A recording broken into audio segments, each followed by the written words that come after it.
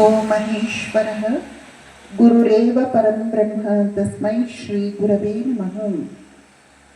ओम अखंडमंडलाकारं व्याप्तं येन चराचरं तत्पदं दर्शितं येन तस्मै श्री गुरवे नमः।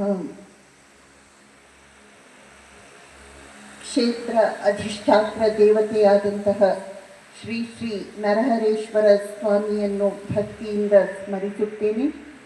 ಶ್ರೀ ಧನ್ವಂತರಿ ಸ್ವಾಮಿಯನ್ನು ಭಕ್ತಿಯಿಂದ ಸ್ಮರಿಸುತ್ತೇನೆ. ಈ ಒಂದು ಪವಿತ್ರ ಕಾರ್ಯಕ್ರಮದಲ್ಲಿ ವೇದಿಕೆಯ ಮೇಲೆ ದಿವ್ಯ ಸನ್ನಿಧಾನವನ್ನು ಅನುಗ್ರಹಿಸಿರುವಂತಹ ಪೂಜ್ಯ ಶ್ರೀ ರಾಜಾರಾಮ್ ಗುರುಗಳಿಗೆ ಭಕ್ತಿಪೂರ್ವಕ ಪ್ರಣಾಮಗಳು.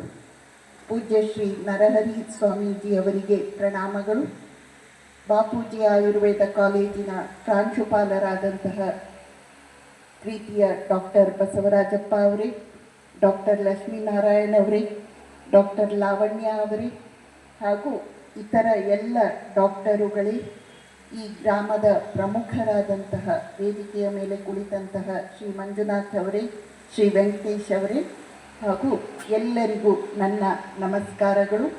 ವೇದಿಕೆಯ ಮುಂಭಾಗದಲ್ಲಿ ಇರುವಂತಹ ಇಂಟರ್ನ್ಶಿಪ್ ವೈದ್ಯರಾಗಲಿರುವವರ ಆದಂತಹ ವಿದ್ಯಾರ್ಥಿ ವೃಂದ ಹಾಗೂ ನರಹರಿ ನಗರದ ಸದ್ಭಕ್ತರೇ, ನಿನ್ನೆಯಿಂದ ಇಂದಿನವರೆಗೆ ಒಂದು ದಿನ ಅಥವಾ 2 ದಿನಗಳ ಕಾಲ ಇಲ್ಲಿ ಬಾಪೂಜಿ ಆಯುರ್ವೇದ ಕಾಲೇಜಿನ ಕಡೆಯಿಂದ ಉಚಿತ ವೈದ್ಯಕೀಯ ತಪಾಸಣಾ ಶಿಬಿರವನ್ನು ನಡೆಸಲಾಯಿತು.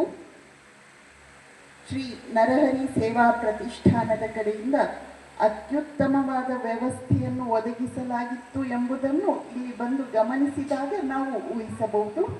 ಅದೇ ಕಡೆಯಿಂದ ಅತ್ಯುತ್ತಮ ಸೇವೆಯನ್ನು ಇಲ್ಲಿನ ಜನವರ್ಗಕ್ಕೆ ಅಥವಾ ಬಂದಂತಹ ಫಲಾನುಭವಿಗಳಿಗೆ ಒದಗಿಸಲಾಯಿತು ಎಂಬುದನ್ನು ನಾವು ಈಗ ಗುರುತಿಸಬಹುದು. ಸೇವೆಗೆ ನಮ್ಮ ಸಂಸ್ಕೃತಿಯಲ್ಲಿ ಬಹಳ ಪ್ರಾಮುಖ್ಯತೆಯನ್ನು ಕೊಡಲಾಗಿದೆ.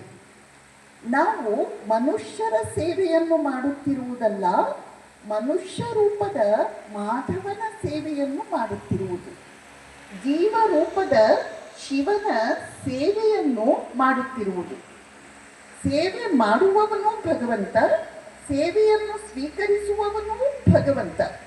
ಆ ಒಂದು ಪರಮ ಪವಿತ್ರ ಭಾವನೆಯಿಂದ ಯಾವುದಾದರೊಂದು ಆಧ್ಯಾತ್ಮಿಕ ಕೇಂದ್ರದಲ್ಲಿ ಸೇವಾ ಕಾರ್ಯವನ್ನು ನಡೆಸಲಾಗುತ್ತೆ. ಹೊರಗಡೆ ಸಮಾಜ ಸುಧಾರಕರು ಇನ್ನಿತರರು ಮಾಡುವ ಸೇವಾ ಕಾರ್ಯಗಳಿಗೂ ಒಂದು ಆಧ್ಯಾತ್ಮಿಕ ಸಂಸ್ಥೆ ಮಾಡುವಂತಹ ಸೇವಾ ಕಾರ್ಯಕ್ಕೂ ಹೊರನೋಟದಿಂದ ಒಂದೇ ರೀತಿ ಇರಬಹುದು, ಆದರೆ ಭಾವನೆಯ ದೃಷ್ಟಿಯಿಂದ, ಭಾವದ ದೃಷ್ಟಿಯಿಂದ ಅಜಗಜಾಂತರ ಇದೆ. ಸ್ವಾಮಿ ವಿವೇಕಾನಂದರು ಹೇಳುತ್ತಾರೆ, ಇದೇ ಅತ್ಯುನ್ನತ ಸತ್ಯ.